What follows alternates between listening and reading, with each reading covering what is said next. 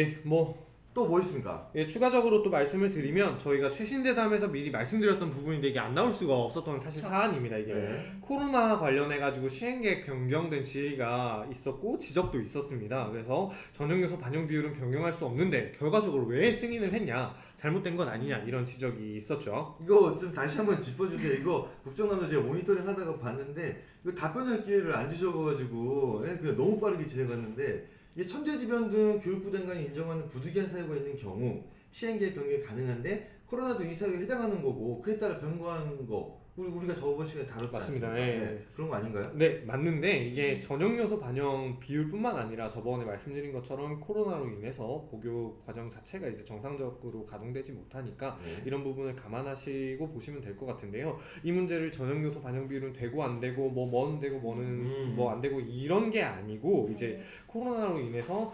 수험생들이 피해를 최소화하기 위한 차원이라고 보시면 될 것 같습니다. 그렇죠. 예, 그리고 추가적으로 좀 더 설명을 드리면 그 반영 비율이 변경되는 부분에 있어서는 사실 실기실적 전형에 한정을 해서 저희가 변경을 했었습니다. 그래서 일반 학생들이 지원하는 우리가 예체능 계열을 제외한 나머지 전형에서는 변경을 하지 않았고 수능 최저 같은 경우에도 이제 아시다시피 뭐 서울대만 해줬다 이런 비난이 사실 있긴 한데 그게 아니고 지원자 풀이 동일한 기사가 있었죠? 예, 네. 지원자 풀이 동일한 이제 그 전형에 의해서만 수능 최저를 완화를 했다. 이렇게 좀 이해를 해주십사라는 게 있습니다. 네네네, 뭐 예, 그런 그러니까 거 보시면 됩니다. 맞아요. 이게 뭐는 되고 뭐는 안 된다 이런 식으로 접근하기보다는 맞습니다. 코로나 예. 때문에 피해를 보는 학생이 최소화하기 위한 이제 개선안이라고 보시면 되고 지금 이런 식으로 파고들게 되면은 시행계획 안에 어떤 게 들어가는지에 대한 범주부터 다시 정의를 해야 돼요. 맞습니다, 사실 맞습니다. 그거는 법령에서 좀 정비를 해줘야 되는 게 맞다고 보고 이런 거는 이제 뭐 저희 회장님께서도 이제 알겠다, 이제 검토하겠다, 또 이제 통감한다 이런 식으로 이제 개선에 대한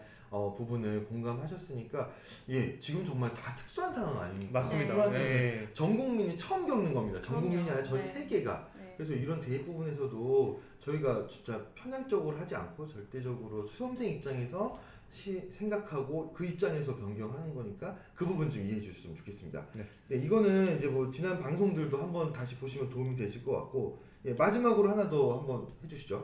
네, 이건 아까 처음에 말씀드린 것과 비슷한 맥락인데요. 학령 인구수 감소에 따라 그러니까 대학이 앞으로 어떻게 해야 하는가 뭐 이런 질의였는데요.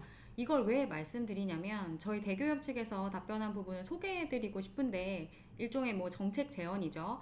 그러니까 지역 소재 대학들이 정원을 채우지 못하고 있는데 정원을 충족시키는 비율, 즉 충원율 지표가 여러 대학 평가의 지표로 활용되고 있으니 그 지표를 꼭 계속해서 활용해야 한다면 일시적으로 대학의 입학 정원을 감축하는 것으로 잠정 결정을 하고 세월이 좀 흐른 후에 학력 인구가 늘어나고 상황과 여건이 변하면 원래의 정원을 회복해주는 방안을 고려해 볼 수 있다. 뭐 이런 취지입니다.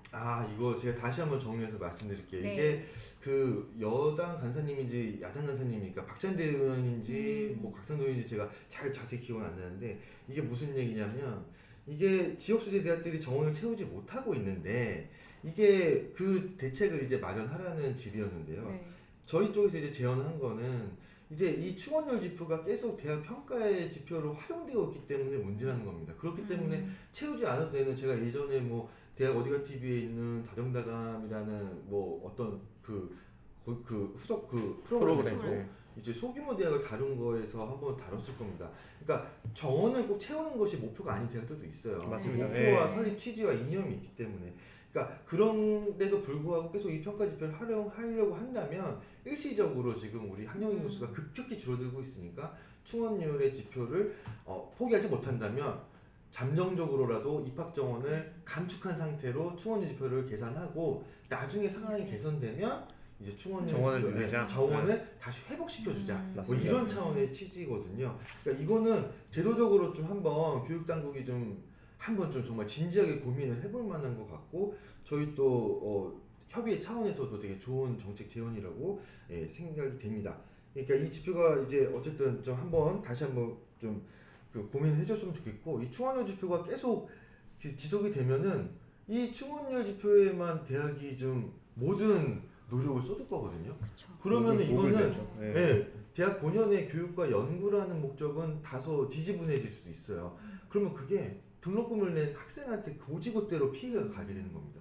그러니까 이런 것들 되게 좀 개선할 수 있는 좋은 아이디어 중에 하나니까 예, 조금 개선적으로 좀 전향적으로 좀 생각해 주셨으면 좋겠네요. 아, 네. 네. 굉장히 좋은 생각이시죠. 그러니까요. 그렇죠. 이게 또 추가적으로 또 설명을 드리면 뭐 제가 이 전공이 아니라서 정확하게 모르겠으나 네. 자본주의에 보이지 않는 손이 있다고 합니다. 에드 아, 스미스 형님이 네. 말씀하셨는지 아담 형. 네, 누가 말씀하셨는지 모르겠지만 예, 어쨌든 네. 그 수요와 공급 법칙을 말씀을 하셔서 저는 개인적으로 굉장히 놀랐습니다. 그렇죠. 예, 그 말씀인즉슨 이제 학생이 선호하지 않는 대학이나 학과는 자연스럽게 감세의 길로 갈 거다라는 그렇죠. 취지로 말씀을 해주셨는데 굉장히 뭔가 무서우면서도 현실적인 대안이시고 기존의 정책처럼 다 안고 가는 것이 아닌 포기할 거는 이제 어쨌든 시장 논리에 맡기자라는 취지 그럼요. 같았어요. 네. 네. 근데 굉장히 어쨌든 새로운 시도나 시각이셨던 것 같습니다. 제 개인적인 생각으로 봤을 때는. 네. 이것도 이제 우리가 아마 대학 사회에 있으면 사학 안에 있으면은 이제 누구나 하는 생각이지만 섣불리 이제 입 밖으로 내밀지 못하는 말 중에 하나인데 이제 앞서 말씀하신 것처럼 이제 일시적 입학정원 감축이라는 대안과 맞습니다. 같이 맞습니다. 예. 제시를 하는 거니까 굉장히 좀 자연스러운 답변이었다고 평가를 할 수 있고 대안을 제시하고 비판하는 것은 이게 뭐 굉장히 합리적이죠. 합리적인 예, 거예요. 이게 맞습니다. 대안이 없고 비판하는 것은 지탄마다 마땅하지만 대안이 있으면서 이제 진단하고 비판하고 다시 한번 개선책을 마련하는 것은 예. 예, 좋은 합리적인 결정 과정이라고 보고요. 제가 요거 조금 더 이제 말씀하시죠. 의견을 네. 덧붙이면은 이게 저희 지역 사회에서 대학이 가지고 있는 롤이 굉장히 크지 않습니까? 경제적으로도 크죠. 네, 굉장히 큰데 그거를 이제 회장님께서는 일률적으로 야 저번에 다 없애야 돼 이런 느낌이 아니고 맞아요. 지표를 쓰려면 일시적으로 우리가 다 같이 조금 힘들더라도 입학 네. 정원을 줄여서 어느 정도 대학이 살 수 있는 상생의 길을 마련하자 이런 취지로 말씀을 하신 것 같습니다. 제 생각에는. 맞습니다. 그래서 그걸 잘 봐주셨으면 합니다. 네. 아무튼 이렇게 뭐 일단 국감은 끝났는데요. 네. 아, 다 끝난 건 아니죠. 그죠, 끝난 건 아니죠. 종합감사가 남았죠. 네. 예, 그건 그때 또 지나서 이슈들을 또 정리해서 말씀드리도록 하겠습니다. 네.